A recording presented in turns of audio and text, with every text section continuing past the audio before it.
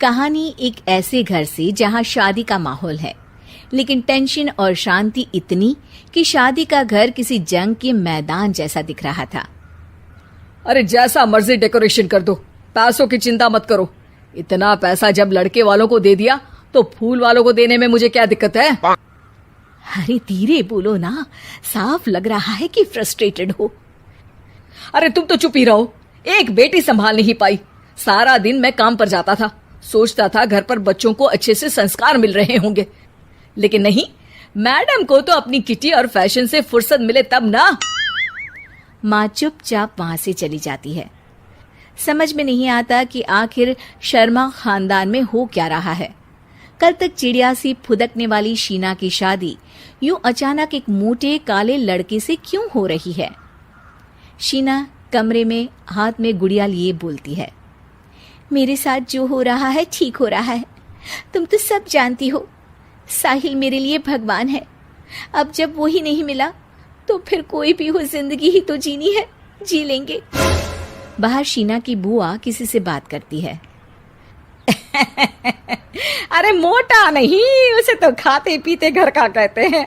अब ओबेरॉय का नाम भी किसी को बताने वाली बात है।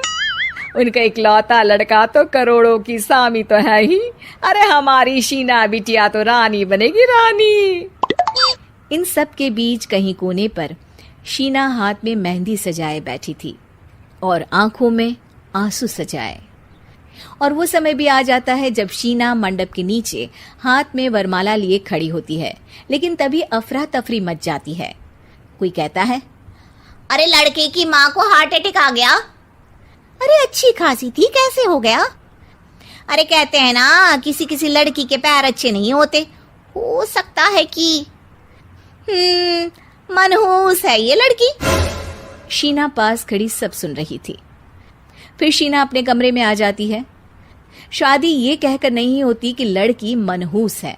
अब लगातार शीना के लिए लड़के देखने आते, लेकिन आस पड़ोस या किसी के कहने पर शादी हर बार टूट जाती। लेकिन एक दिन, अंकल, मैं काफी दिनों से आपसे मिलने की कोशिश कर रहा था, लेकिन हिम्मत नहीं हो पा रही थी। अरे बेटा, हिम्मत तो हमारी टूटी पड़ी है। वैसे कौन हो तुम? अब मेरा नाम साहिल है अंकल। मैं शीना से प्यार करता हूँ और उसी से शादी करना चाहता हूँ। अरे अब तो किस जात के हो ये भी मायने नहीं रखता। बेटा, मेरी बेटी मनहूस है। ये सब कहते हैं कि इसीलिए उसकी शादी नहीं हो पा रही। अगर तुम शादी करने को तैयार हो तो ठीक है। शीना की शादी साहिल से हो जाती है। अगले दिन साहिल की माँ का देहांत हो जाता है और एक बार फिर लोग शीना को अपशकुनी कहने लगते हैं। अरे खा गई दीदी को ये। अरे क्या जरूरत थी साहिल किसी मनहूस को घर लाने की? पर बुआ, माँ की तो तबीयत पिछले कई साल से खराब थी।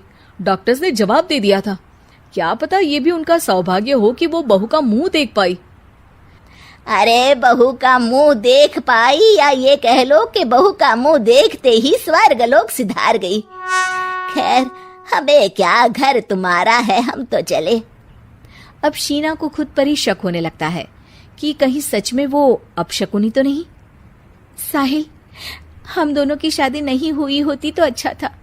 देखो ना, कैसे पहले मेरी शादी टूटती थी और अब तुम्हारी माँ भी। अरे ऐसा कुछ नहीं होता शीना, अपशकुनी वगैरह कुछ नहीं होता। ये सब तो ईश्वर के खेल हैं। वो शादी तुम्हारी इसलिए टूट गई क्योंकि तुमको मेरी पत्नी बनाना था, और माँ का जाना तो तय था। वो काफी बुजुर्ग थी, साथ ही एक ऐसी बीमारी से जूझ रही थी जिसमें डॉक्टर्स भी उन्हें नहीं बचा पाते। शीना साहिल की बात सुनकर तसल्ली कर लेती है और वहां से चली जाती है। अगले दिन, शीना, अरे ओ शीना। क्या हुआ? उफ, कहीं फिर मेरी वजह से कोई नुकसान? अरे नहीं नहीं शीना, तुम जानती हो, जिस प्रॉपर्टी के केस को हम बरसों से लड़ रहे थे उस पर फैसला आ गया, वो भी हमारे हक में। अब हम करोड़पति हो गए शीना। शीना शांत रहती है। अरे क्या हुआ? करोड़ पत्नी बनकर तुमको खुशी नहीं हुई? शीना की आंखों में पानी आ जाता है। चलिए जी, कुछ तो अच्छा हुआ मेरी जिंदगी में आकर आपके साथ। साहिल शीना को गले लगाकर कहता है, मेरी नई नौकरी भी तुम्हारे ही आने से लगी। ये प्रॉपर्टी का केस जीता। सब कुछ तो तुम्हारे आने के बाद ही हुआ, फिर तुम मनहूस कैसे? ये सुनकर शीना खुश हो जाती है।